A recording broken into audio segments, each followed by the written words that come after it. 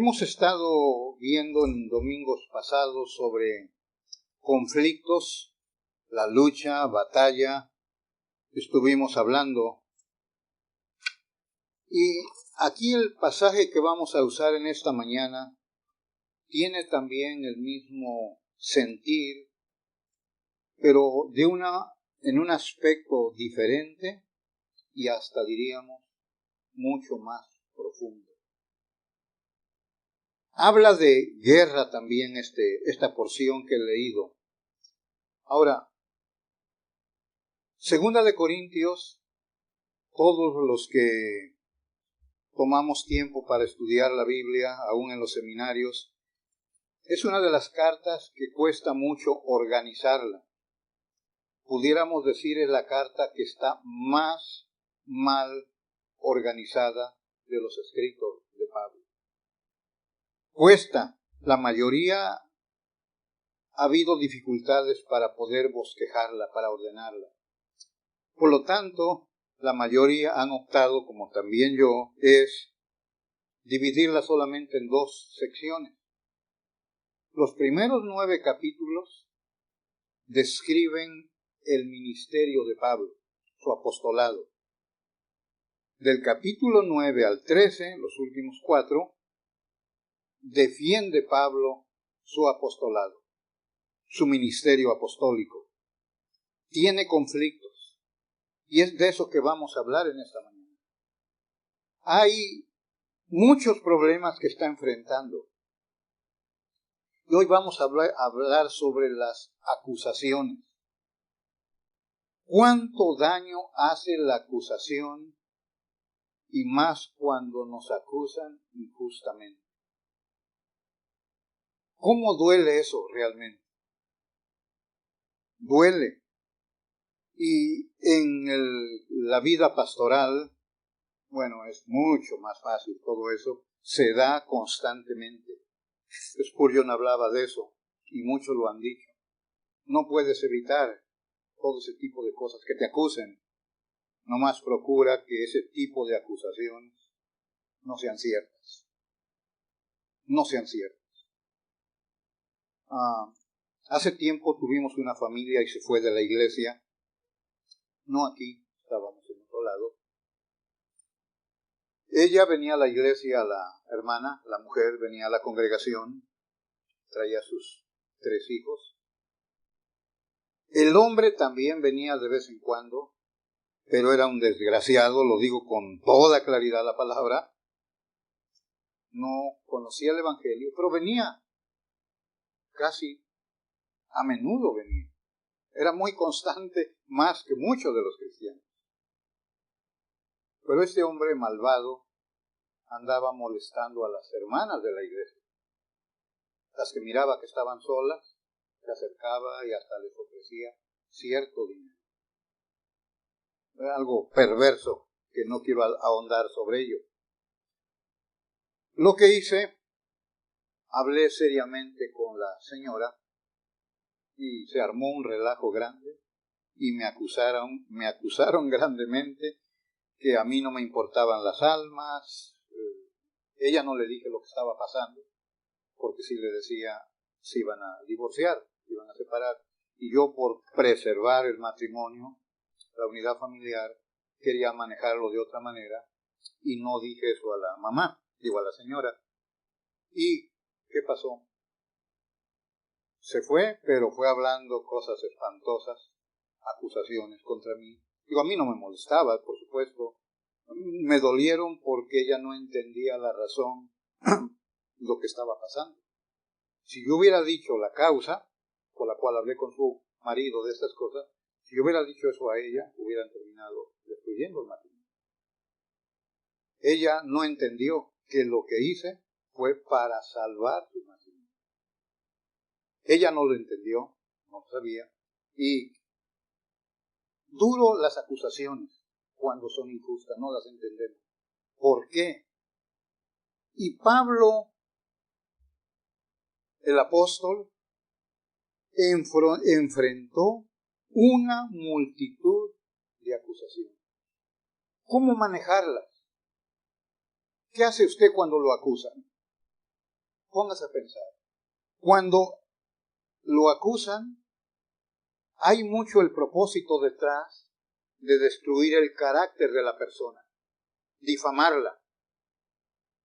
Están difamando, están destruyendo tu carácter, tu reputación va a quedar por los suelos, precisamente por todas las acusaciones que se levantan y a veces se comienzan a dispersar, que se convierten en chismes.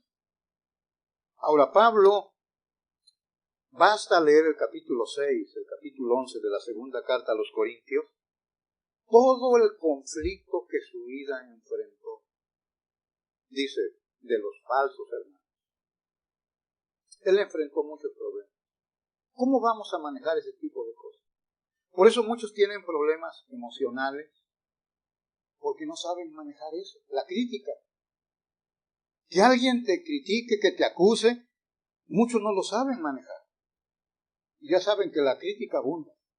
Y dicen que, bueno, es crítica constructiva. Bueno, si te critico a ti es crítica constructiva, pero si me acusas a mí ya no es constructiva. ¿Cómo vamos a manejar eso? Entonces, Pablo aquí en esta carta, en el capítulo 10, vamos a mirar, desde ahí comienza, yo creo que en su encabezado de ustedes en su Biblia también dice ahí, Pablo defiende su ministerio o su apostolado, dice ahí. Y el tema vamos a hablar sobre las acusaciones, cómo manejar este tipo de problemas que son inevitables. Vamos a ver primero las acusaciones, del 1 al 3. Yo, Pablo, ruego por la mansedumbre y ternura de Cristo, yo que estando presente ciertamente soy humilde entre vosotros, mas ausente soy osado para con vosotros. Ruego pues que cuando esté presente no tenga que usar de aquella osadía con que estoy dispuesto a proceder resueltamente contra algunos que nos tienen como si anduviésemos según la carne. Lo acusan de carnal el apóstol, este hombre. Vamos a ver las acusaciones. Y es que mira, si hay algo que fue común en la vida de este hombre, fue la oposición continua. Continuamente. Capítulo 11, ahí versículo 23. Dice, ¿son ministros de Cristo? Está cuestionando a los falsos. Como si estuviera loco hablo. Bueno, yo más. En trabajos más abundantes, en azotes sin número, en cárceles más, en peligro de muerte muchas veces. De los judíos 5 veces he recibido 40 azotes mensuales. Ya no lo sigo leyendo hasta el 26. En caminos muchas veces, en peligros de ríos, peligros de ladrones, peligros de los de mi nación, peligros de los gentiles, peligros de la ciudad, peligros en el desierto, peligros en el mar, y mira, peligros entre falsos. Era un conflicto continuo al cual se estaba enfrentando Pablo. Una oposición constante. Y esta segunda carta, los 4 capítulos vienen a desarrollar este tipo de acusaciones. Ahora, quiero que piensen en esto. No son los hombres. Ya saben quién es el acusador. ¿Quién es el acusador? Dice Apocalipsis, Satanás. Ahora, Satanás está usando a gente para llevar a cabo este tipo de obra diabólica de acusaciones contra el apóstol. Ahora, cuando Pablo se pone a reprobar la conducta espiritual de la iglesia, o en la iglesia de Corinto, provoca reacciones. Siempre que se reprende el pecado, se confronta el pecado, va a haber reacciones adversas. Y es lo que está haciendo Pablo. Ahora, unos corrigieron su conducta pecaminosa cuando Pablo lo reprendió. Mira, 2 Corintios 7, capítulo 7, ahí en la misma carta, versículo 5.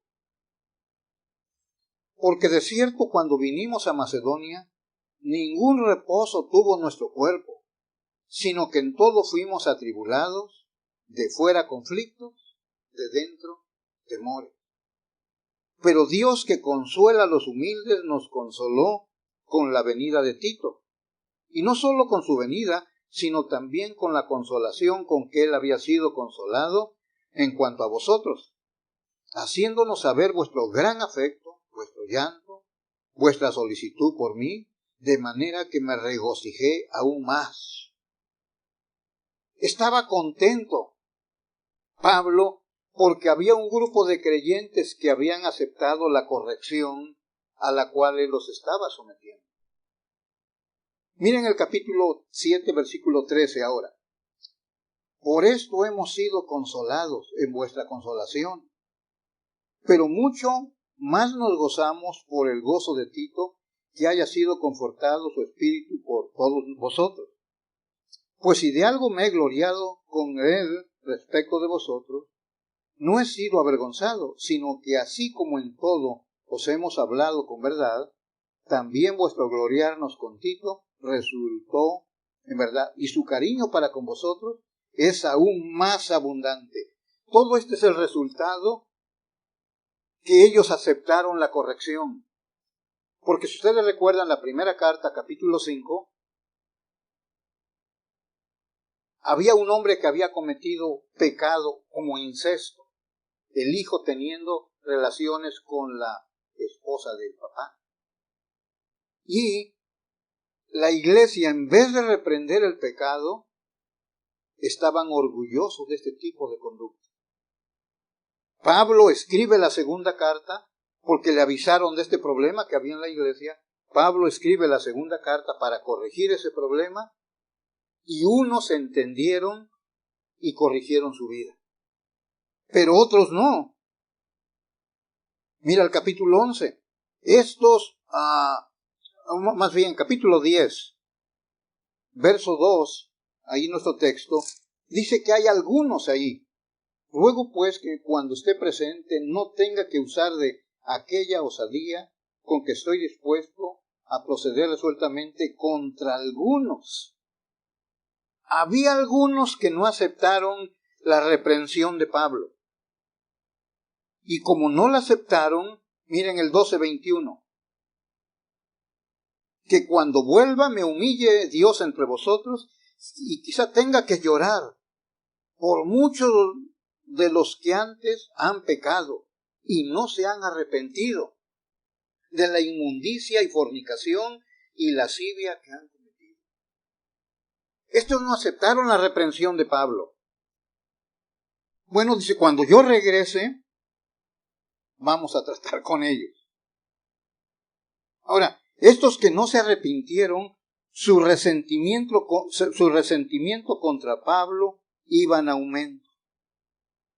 Y como si fuera poco, los falsos maestros que se oponían a Pablo, continuaban metiéndose en la iglesia. Mira el 11:4, ahí mismo en la carta.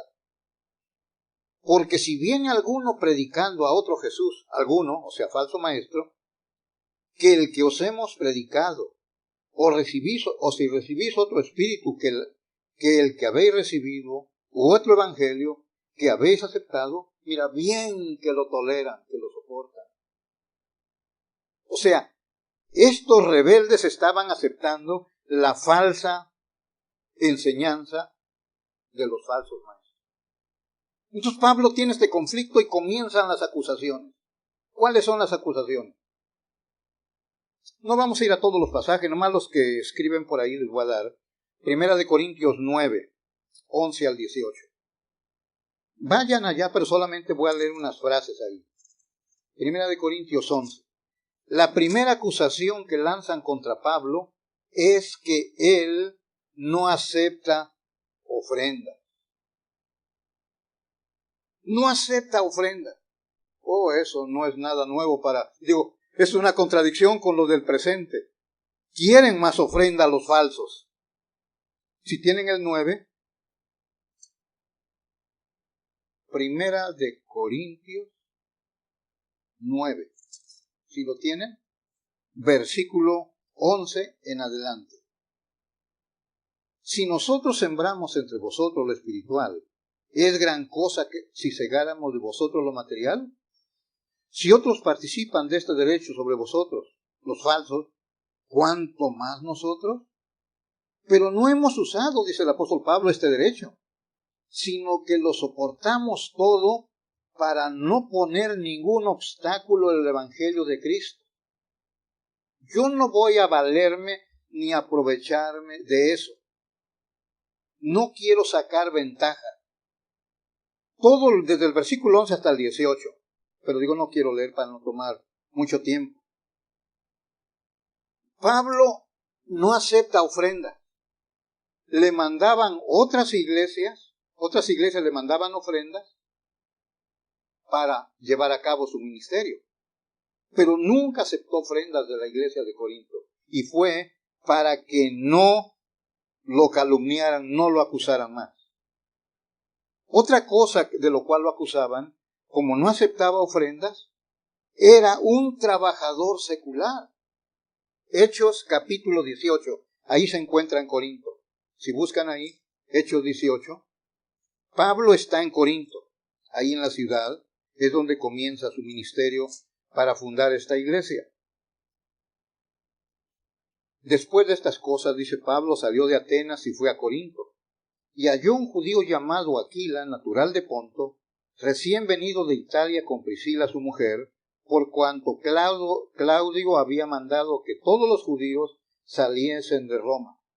Fue a ellos. Y mira, y como era del mismo oficio, se quedó con ellos y trabajaban juntos, pues el oficio de ellos era hacer tiendas. Hasta eso lo acusaban Pablo, que no aceptaba ofrendas y que era un trabajador secular. Estos falsos, al contrario, agarraban el dinero de los feligreses y ellos vivían de esa manera.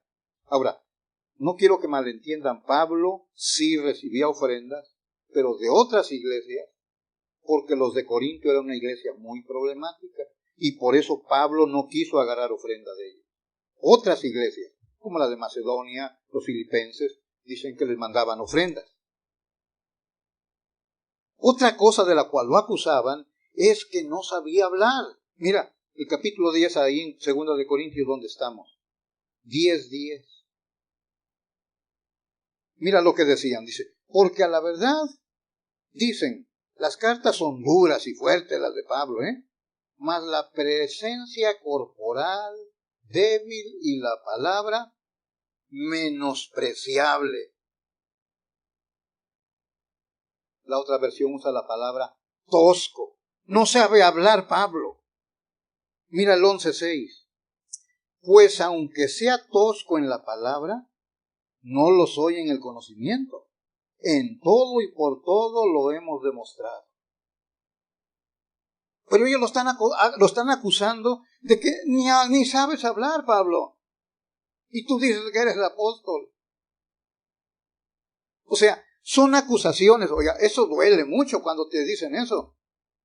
Que no sabes hablar. Y hay gente que en verdad no sabe hablar. Pero si se lo dices, la vas a humillar. Ustedes escuchan, hay mujeres y hombres que dicen, es que yo soy corto de palabras. Y no sé qué quieren decir. Porque cuando están delante de la gente, no saben hablar, son cortos de palabras. Pero mírenlos fuera de la iglesia, con sus amigotes o sus amigotas. Abren la bocota así. Hablan y hablan. Pero no saben hablar. Pues Pablo lo están acusando de eso. Oh, sí, tus cartas son muy fuertes, nos intimidas. Pero tu presencia, débil. Tu palabra, menospreciable. No eres digno de que te crean. Bueno, si ustedes recuerdan, 1 Corintios 1, Pablo no se esforzaba por ser elocuente.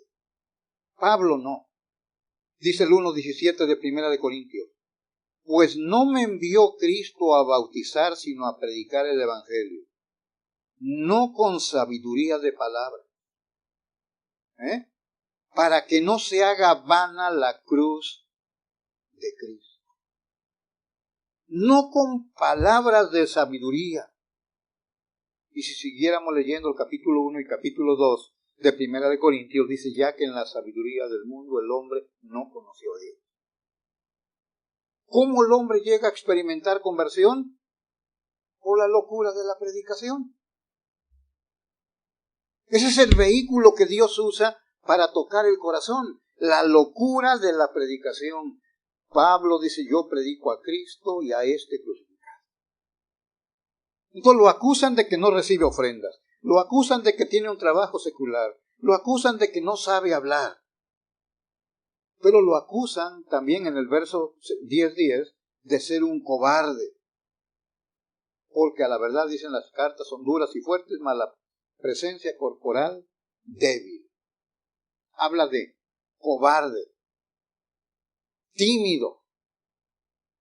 Bueno, si usted miras otra vez el capítulo 11 y 6 de esta carta, oye, pues tiene temores el apóstol Pablo.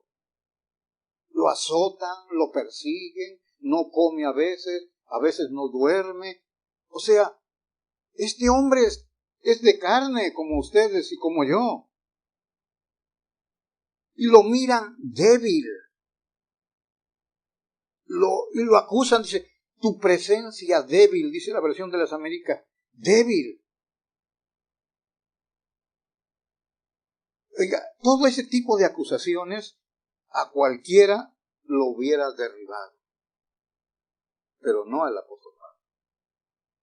Cualquiera se cae por tanta acusación. Ustedes han sido acusados, sin duda, como yo. Todos enfrentamos acusaciones. Entre familia pasa eso. Los hijos levantan falso contra el hijo, contra la hija. Tú hiciste esto. Y a veces el hijo ni tiene que ver de qué estás hablando, papi. Pero ya hicieron de enojar. O a veces el hijo le dijo al papá o a la mamá y no saben que el papá hizo algo por el amor a su hijo, a su hija. Pero duelen las acusaciones. En la iglesia sucede esto. Sucede en el trabajo, por la competencia que hay en el trabajo. Acusan compañeros porque tienen ese problema. Pablo tiene mucho. Oh, mis hermanos, Pablo es experto en esto. Vayan a Hechos. Vamos a mirar rápidamente algunos pasajes. Hechos, capítulo 18. Solamente voy a leerlos algunos pasajes. Sería Hechos 18 desde el 1 hasta el 21, pero pues no voy a leer todo eso. Hechos 18 es cuando comienza la iglesia Pablo en Corinto. Está temeroso. Pero mira el capítulo 18, verso 9. Entonces el Señor dijo a Pablo en visión de noche, no temas, sino habla y no calles, porque yo estoy contigo, Pablo, y ninguno pondrá sobre ti la mano para hacerte mal, porque yo tengo mucho pueblo en esta ciudad. Pablo se quedó 1 año y medio en Corinto para establecer esta iglesia. Es casi todo el capítulo, los primeros 21 versículos, 23-30 de los Hechos. 30. Pero al ser avisado de acechanzas que los judíos habían tendido contra este hombre, al punto le he enviado a ti, intimando también a los acusadores, mira, ahí están los acusadores, que traten delante de ti lo que tengan contra él. Pásalo bien, o como decimos, saludos. 24:2. Y cuando éste fue llamado, Tértulo comenzó a acusarle. Como debido a ti gozamos de gran paz, y ahí está Pablo defendiéndose. Se defiende ante Félix. Versículo 19, o sea 24:19. Ellos debieran comparecer ante ti y acusarme, dice Pablo, si tienen contra mí algo. Porque son calumnias. Dice Pablo, pero si tienen algo, que vengan delante de ti. 25:7. Cuando éste llegó, lo rodearon los judíos que habían venido de Jerusalén, presentando contra él muchas y graves acusaciones, las cuales, dice, no podían probar. Eran falsas acusaciones. Verso 16. A esto respondí que no es costumbre de los romanos entregar a alguno a la muerte antes que el acusado tenga delante a sus acusadores y pueda defenderse de la acusación. Ya no sigo, hay muchos que Pablo, por eso le digo, es experto. Constantemente lo están acusando. Y aquí digo, a veces los creyentes, muy débiles, con poca cosa se espantan, crean problemas en su casa, en el trabajo, a veces en la iglesia, por pequeñas cosas. Este es un hombre de Dios, Pablo. ¿Cómo maneja las acusaciones? Bueno, vamos a mirar en segundo lugar las acusaciones. Ahora en segundo lugar vamos a ver su defensa. ¿Cómo se defiende este hombre?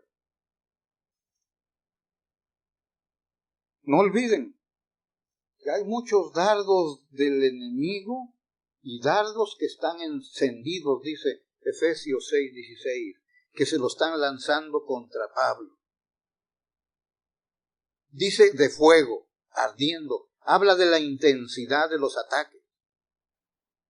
¿Cómo se va a defender Pablo? Dale vuelta ahí el capítulo 13 de la carta que estamos mirando. Y mira el versículo 8. Aquí no hay nada de pragmatismo.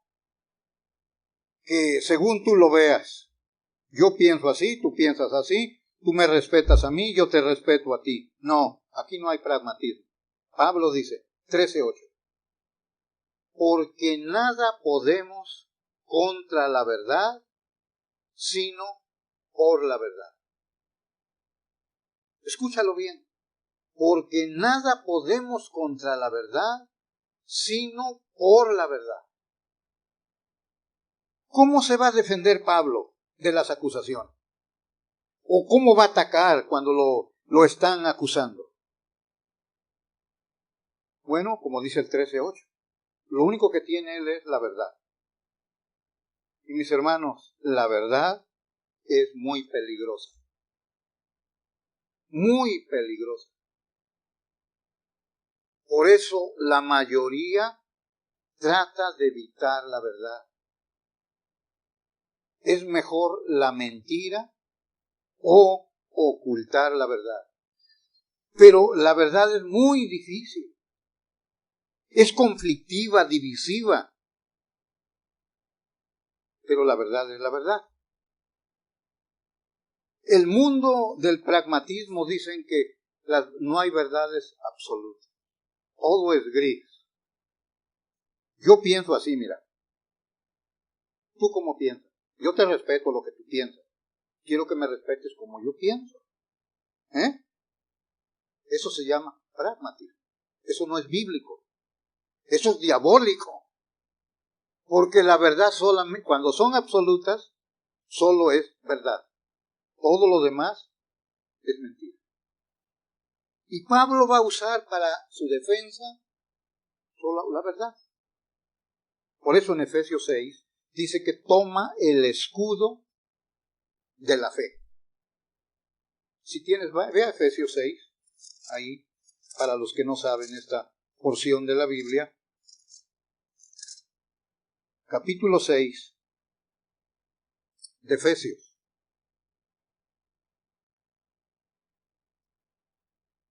Por eso dice el 13, tomad toda la armadura de Dios para que podáis resistir en el día malo. Toda la armadura. ¿Qué debemos de tomar nosotros? Comienza todo el equipo calzado los pies con el apresto del Evangelio de la paz. Sobre todo, tomad el escudo de la fe, con que podáis apagar todos los dardos de acusaciones que el maligno está lanzando contra Pablo. ¿Es verdad lo que estás diciendo contra mí? Dice Pablo, yo voy a usar la verdad, el escudo con el cual me voy a proteger cuando me acusen. ¿Cuál es el escudo? La verdad. Nadie puede contra la verdad. Ojalá te lo aprendas de memoria, 13:8. Porque nada podemos contra la verdad, nada, sino por la verdad. Este es el escudo que nos va a defender. Ahora, ok, lo están acusando de que es cobarde y débil. ¿Pero es cierto eso? Mira el 1 y el versículo 2, hay dos palabras. La última parte dice, yo que estando presente ciertamente soy humilde entre vosotros, mas ausente soy osado es la palabra. El 2. Ruego pues que cuando esté presente no tenga que usar de aquella osadía. Pablo es un hombre osado. ¿Qué significa eso? Pablo es un hombre atrevido. Es un hombre valiente. Es un hombre arriesgado. Es la definición de la palabra osado, osadía. 11:21 también lo usa. 11:21 dice, para vergüenza mía lo digo, para eso fuimos demasiado débiles, pero en lo que otro tenga osadía, hablo con locura, también yo tengo osadía. También yo soy valiente, soy atrevido, soy un hombre arriesgado, dice. Y lo está probando él. Dice el 10:6, los voy a castigar cuando esté allí. Mira el 6. Y cuando esté presente y estando prontos para castigar toda desobediencia. Tiene autoridad apostólica. Dice el 8. El 8. Porque aunque me gloríe algo, más todavía de nuestra autoridad, dice Pablo, la cual el Señor nos dio para edificación y no para vuestra destrucción, no me avergonzaré. Voy a usar mi autoridad apostólica. Y me andan acusando que soy cobarde, débil, que no puedo hacer nada. ¿Quieren ver un ejemplo de la osadía de Pablo? Vayan a Hechos 13. Vayan allá atrás y miren, apenas se acaba de convertir y miren la obra que Dios hace en este hombre. 13, verso 4.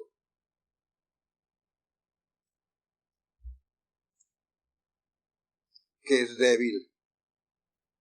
Si lo tienen el 4. Ellos entonces, enviados por el Espíritu Santo, descendieron a Seleucia y de allí navegaron a Chipre. Y llegando a Salamina, anunciaban la palabra de Dios en las sinagogas de los judíos. Tenían también a Juan de ayudante. Y habiendo atravesado toda la isla hasta Paso, hallaron a cierto mago, falso profeta, judío, llamado Bar Jesús, que estaba con el procónsul Sergio Paulo, varón prudente. Este, llamando a Bernabé y a Saulo, deseaba oír la palabra de Dios. Pero, mira, uno quiere escuchar, pero le resistía Elimas, el mago, pues así se traduce su nombre, procurando apartar de la fe al procónsul. Entonces Saulo, que también es Pablo, ahí cambia su nombre, lleno del Espíritu Santo, fijando en él los ojos, dijo, oh lleno de todo engaño y de toda maldad, hijo del diablo, enemigo de toda justicia. Hasta el débil Pablo. ¿No cesará de trastornar los caminos rectos del Señor? Ahora pues, he aquí, la mano del Señor está contra ti, y serás ciego, y no verás el sol por algún tiempo. E inmediatamente cayeron sobre él oscuridad y tinieblas, y andando alrededor buscaba quién le condujese de la mano. ¿Es débil Pablo? ¿Es un cobarde como lo están acusando? Aquí está la verdad. Aquí está la evidencia. No tengo nada de cobardía, dice Pablo. Es que ustedes están confundiendo la humildad con la debilidad. Miren el 10:1. Yo, Pablo, ruego por la mansedumbre y ternura de Cristo. la humildad, la mansedumbre. Dice, yo que estando presente ciertamente soy humilde entre vosotros. Pablo no es débil, pero lo están acusando de eso. Es que ellos no saben distinguir la humildad de la debilidad. Ahora, Cristo era manso y humilde. ¿Recuerdan lo que dice el Evangelio de Mateo? Aprended de mí que soy manso y humilde de corazón. ¿Era débil Cristo? ¿Era cobarde? Mírelo en el templo. Agarra un látigo y comienza a golpear y a sacar a todos limpiando el templo. No era ese que pintan muchos. Cristo.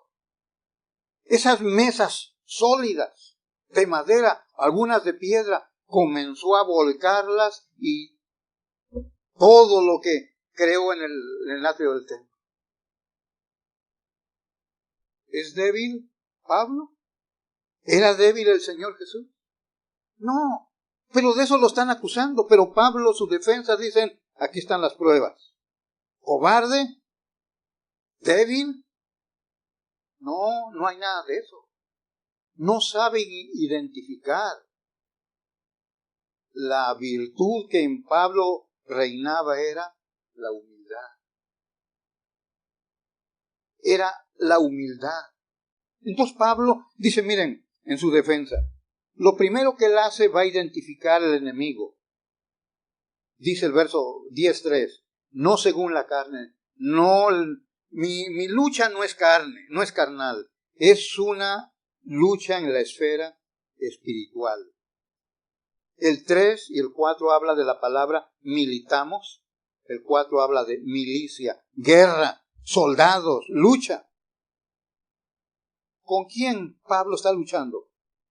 No son los falsos apóstoles, no es la falsa enseñanza, son demonios que están obrando. La lucha es espiritual. Ustedes lo miran en Efesios 6. Dice que nuestra lucha no es contra carne ni sangre, sino contra potestades, huestes en las regiones celestes. Algo diabólico. Satanás está usando ministros suyos. Según 2 Corintios 11, aquí mismo el pasaje que tenemos, el capítulo 11. Satanás tiene sus ministros. Tiene aquellos servidores. Dice el versículo 11:14. Y no es maravilla porque el mismo Satanás se disfraza como ángel de luz. 15. Así que no es extraño si también sus ministros, o sea de Satanás, se disfrazan como ministros de justicia. Nuestra lucha, mi hermana, cuando miramos falsos maestros, o si tú miras ese hombre o esa mujer que está enseñando malas enseñanzas, está transmitiendo. Pero no es el hombre, no es la mujer. Ellos son solo instrumentos de Satanás. Lo que dice ministros, están disfrazados. Tú miras un hombre detrás del púlpito, bien vestido, muy elocuente, y ¿qué está enseñando? Mentira. Pero su presencia es impresionante, te cautiva, hasta te intimida al predicador. Y dices, no, este sí es un hombre de Dios. Y estás ahí todo absorbiendo toda esa falsa enseñanza. Pero no olvides, son ministros de Satanás. Son ministros de Satanás. Entonces, ¿cuáles son las armas que tengo para defenderme? Mira el verso 4. Porque las armas de nuestra milicia no son carnales, porque la lucha no es carnal.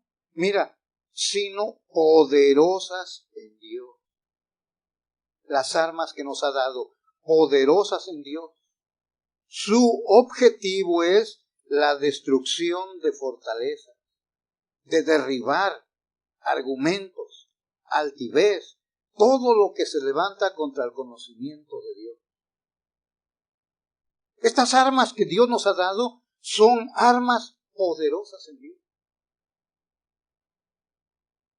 Ve que del armamenticio que tienen los países, cada quien tiene unas armas de poco alcance o de poco daño. Otras le llaman de masivo alcance. Pues las armas que Dios nos dio y que Pablo está usando, dice, son poderosas en Dios, capaces de destruir, de derribar fortalezas. Y esto quiero que piensen un poquito. Mira, nuestra lucha en el tiempo presente, ¿dónde está el conflicto real? Las palabras que usa aquí la Biblia, especulaciones, razonamientos, argumentos, discusiones, filosofías, esas son las armas con las que estamos lidiando en esto. Mira los programas de televisión. Se juntan ahí 4 o 5 en el set, ahí, y todos comienzan a discutir. Yo doy mi idea, ella da su idea, aquel da su idea, y todos, y yo quiero ganar la discusión. El tema que estén tratando. Nuestro enemigo es precisamente este tipo.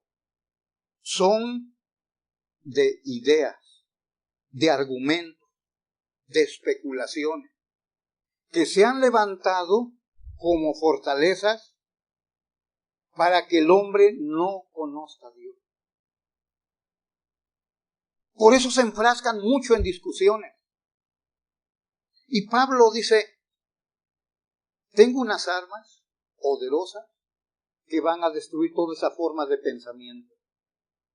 Porque son razonamientos, son argumentos.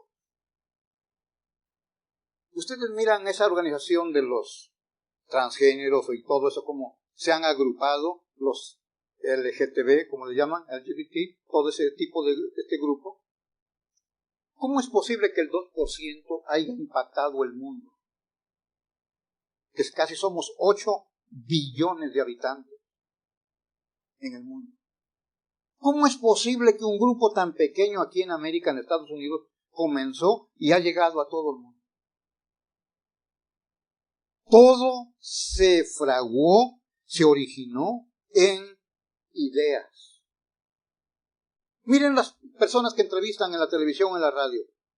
¿Pues hacen a favor de ese grupo, LGTB? Yo sí, y están el otro ahí. Y están discutiendo. Este da sus razones, este da sus razones. No, tienes que respetar a la gente. Aprende a respetar. Se enfrascan en un conflicto de ideas. A ver quién tiene la razón. ¿Cuál es el arma que miramos en el 13:8? La verdad. ¿Y cuál es la verdad? Dios hizo un hombre y una mujer. Punto. El hombre se casa con una mujer y la mujer con un hombre. Punto. No hay discusión. ¿Ve? Pero como están discutiendo ideas, presentan argumentos, especulaciones, derechos de la gente. No, eso se acabó. Por eso es tonto cuando los grupos cristianos se reúnen en una asamblea general y dicen, vamos a votar, a ver, ¿cuántos de ustedes están a favor de que aceptemos a alguien que sea homosexual en la iglesia? Ya eso es una idea tonta que se tenga que discutir en una asamblea de cristianos. O sea, eso ni siquiera se trae a la mesa para discutir. No se puede discutir eso. Simplemente la verdad, como miramos 13:8, esa es la verdad. Nadie puede contra la verdad. Y la verdad es que Dios hizo un hombre y una mujer. ¿Qué decías, pastor? Que el hombre nomás se va a casar un hombre con una mujer y una mujer con un hombre. ¿Qué dices? ¿Diaconiza en la iglesia? Olvídate de tus argumentos, de tus especulaciones, de tus discusiones. La verdad es esta.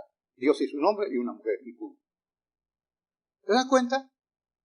Pablo está usando la verdad para derribar este tipo de especulaciones, razonamientos, argumentos, filosofía. ¿Cuál es el arma? Otra vez. Esta es la verdad. Tu palabra es verdad. Juan 17:17. Esta es la verdad. No voy a caer en discusiones. Yo no me meto a discutir ni a argumentar con gente. Yo nomás presento la verdad. Eso es todo. Entonces, Pablo, en su defensa, para derribar todas ese tipo de fortalezas, solamente va a usar la verdad. Lo que la gente cuando se mete en especulaciones, en razonamientos, en argumentos, en filosofías, es que quiere justificar conductas perversas. Por eso está razonando. Porque quiere buscar argumentos que justifiquen ese tipo de conducta. O no, yo nací así. ¿Ah? Le dice, yo desde niño ya sentía yo que quería poner un vestido de niña. Son puras estupideces. Eso no es. Pero están buscando argumentos para justificar. Como en domingos pasados hablaba de la gente que se hace víctima. Todos, pobrecitos de mí. Me maltrata el blanco. Esos blancos son los malvados. Y comienzan a discutir de razas, la teoría de razas en las escuelas. Hermano, sí, otra vez la verdad. En el principio creó Dios y da en Génesis 1. Adán y Eva.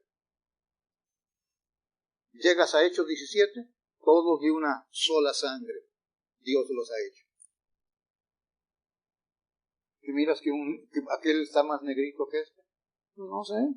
Se pasó de tueste tal vez nada más, pero todos somos de la misma sangre, ¿verdad? No vamos a entrar en especulaciones, argumentos.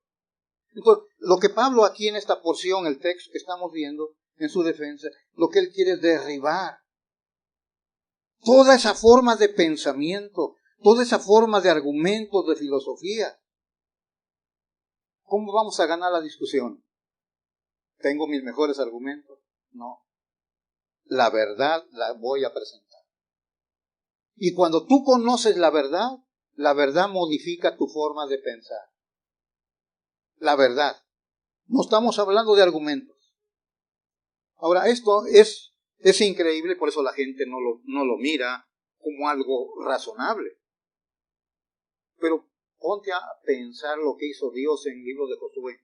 Según es una alusión, Pablo haciendo una alusión a lo que pasó después, cuando los muros de Jericó cayeron. Imagina, los muros grandes, altos, cómo los construían en esa época. ¿Cómo los derribarías? No había maquinaria como ahora las que hay para llegar y derribar paredes. ¿Cómo lo derribaron? Con cantos y sonido de trompeta. ¿Eso es posible eso?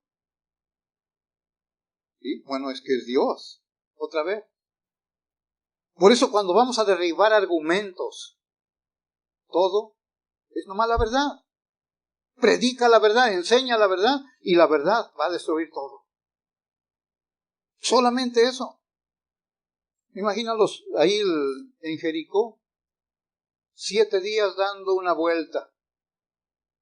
Nadie podía hablar, todos calladitos, dando la vuelta. Y el último día dicen den 7 vueltas y nadie hable, todos callados, no toquen trompeta, no hagan nada. Pero en ese último día dieron 7 vueltas. Y cuando dio la orden Josué, gritaron, tocaron las trompetas y los muros se cayeron. Así es como obra Dios. ¿Cómo va a derribarse este tipo de argumentos que están predominando en el mundo? Solamente la verdad. Olvídate, dice Pablo, las acusaciones que están lanzando contra mí. Mi defensa no consiste en resistirte o argumentar o pelear contra ti. No, dice, no es carnal, es espiritual. ¿Cómo se vence el mal, dice la Biblia? Con el bien. ¿Se recuerda lo que dice la Escritura? ¿Cómo se responde a la maldición? Con bendición. Todas son cosas ilógicas para el razonamiento del hombre.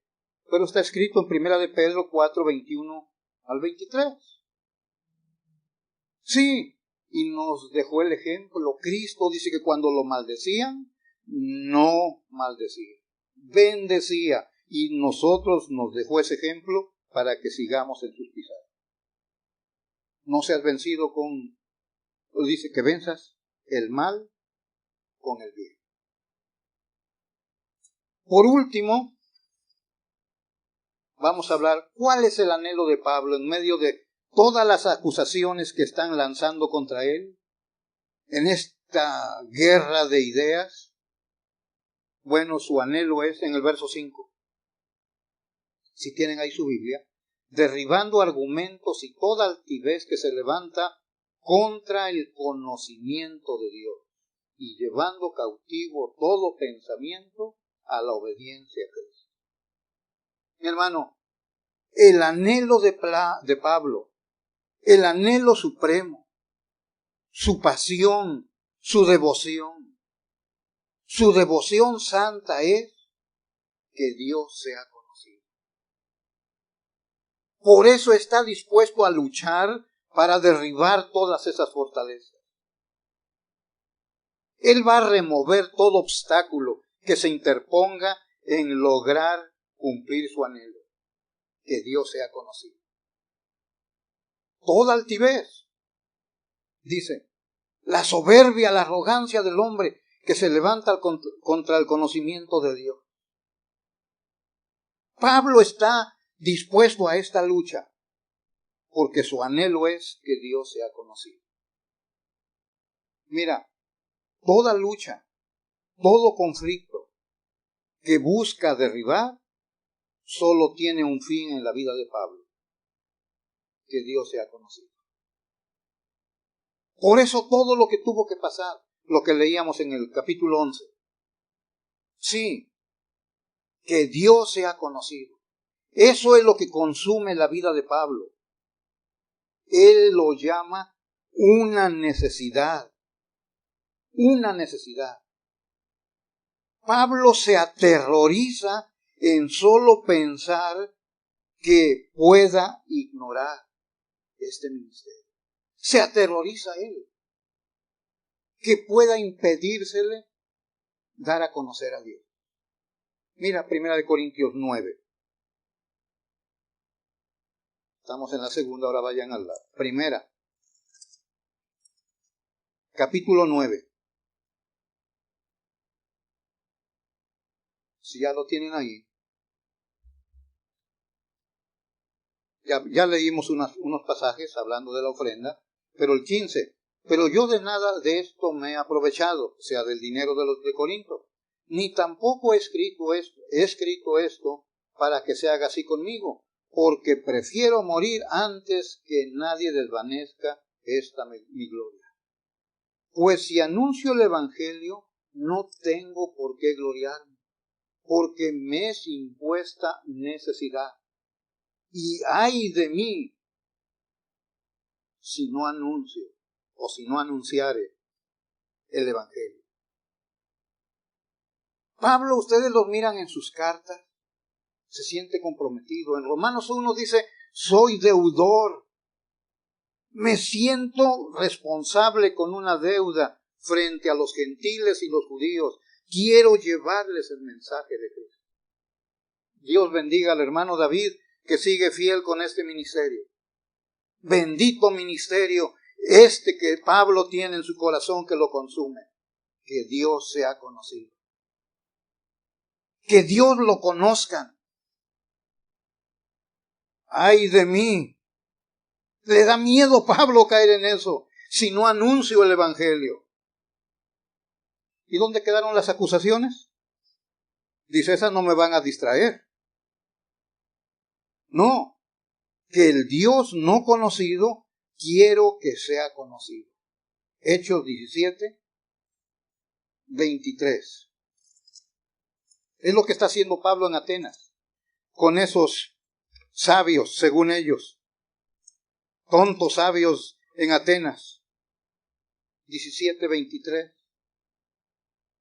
Dice, porque pasando y mirando vuestros santuarios, hallé también un altar en el cual estaba esta inscripción: al Dios no conocido.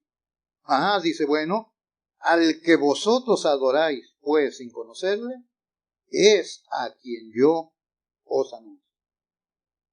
Quiero que lo conozcan, dice el 18. Él es el creador, el 24, perdón, 17:24, el Dios que hizo el mundo. Quiero que lo conozcan, Él es el creador.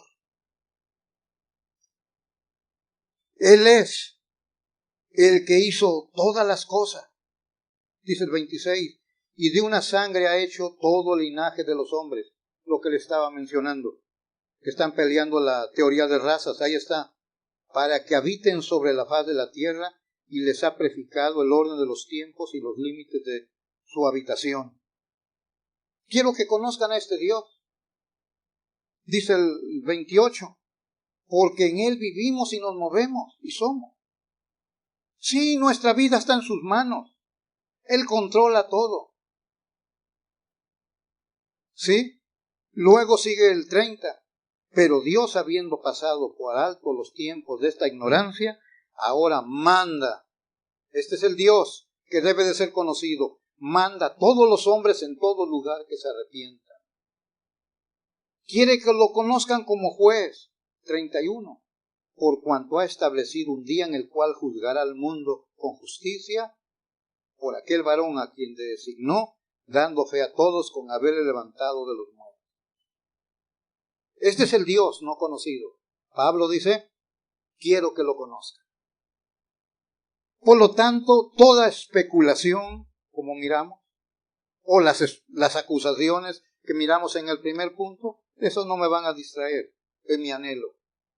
No, que soy débil, que soy cobarde, que soy torpe, que soy tosco. Bueno, en mis debilidades se manifiesta Cristo. El poder de Cristo se hace evidente cuando soy débil. Oh, sí, yo tengo mis logros, como leíamos en Filipenses 3 en esta mañana. Yo, fariseo de fariseos, mi linaje judío, mi educación, todo es basura, dice. Mi justicia propia, mi orgullo fariseo, mi descendencia es una basura por el incomparable valor de conocer a Cristo. Todo lo hecho a un lado. Conocer a Cristo es lo supremo. Yo lo conozco, dice Pablo. Y quiero que todos lo conozcan. Y cualquier fortaleza que se levante, que quiera entorpecer, para que la gente no pueda conocerlo. Todo obstáculo, tengo armas para derribarlo, esas fortalezas. Todos tus argumentos, tus pensamientos, tus ideas. No, es que yo pienso así, olvídate de eso. Hay un arma poderosa para destruir todo eso. La verdad de Dios. Estas armas poderosas, como dice el texto, poderosas en Dios, son unos misiles que, cuidado, cuando golpean la vida, la derrumban, la despedazan para formar una nueva criatura en Cristo. Sí, es lo que pasa, es la conversión así. Te derriba totalmente para que no dependas nada en tu justicia. Sí, Pablo fue circuncidado, siguió todo el ritual, todo, pero eso no. Cristo, la excelencia, el incomparable Cristo. O sea, hermano, ¿dónde quedaron las acusaciones? ¿Se desvanecieron? ¿Ve cómo que ya no son importantes ahora? Es la conclusión. Se han desvanecido las acusaciones. No me molestan ahora. Pablo dice, no me importa todas las acusaciones que han lanzado contra mí. Es que Cristo es supremo. Y cuando está Cristo aquí, todas las demás cosas se desvanecen. Mi hermano, que Dios sea conocido. Sí, la excelencia de conocer a Cristo. Mi hermano, debemos decirle al inconverso, venid y ved que es bueno Jehová. Vengan y vean que es bueno Jehová. Dichoso el hombre que confía en él. Pero tienen que saberlo, tenemos que decirle. Es el Salmo 34. Si se ponen de pie, quiero que lo lean conmigo. Salmo 34. Haga esa invitación a los demás. No conocen a Dios. Dicen que creen en Dios, pero no saben qué Dios en el cual creen. Y hay que decirles que nuestro Dios es bueno. Bueno. Si tienen el 34, póngase de pie y lo leemos juntos. El 34:8 dice, gustad y ved que es bueno Jehová, dichoso el hombre que confía en él. ¿No los oye ustedes? Les dije que todos. Todos, gustad.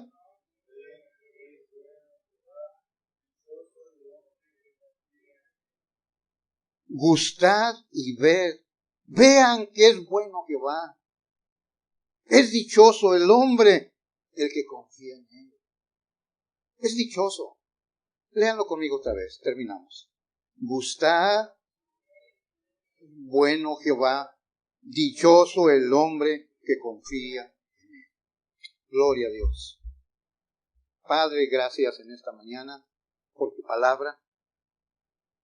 Oh Dios nuestro, seguimos en este mundo de luchas, pero ahora, como hemos aprendido en esta mañana, es un conflicto de ideas, de discusiones, de argumentos, de especulaciones.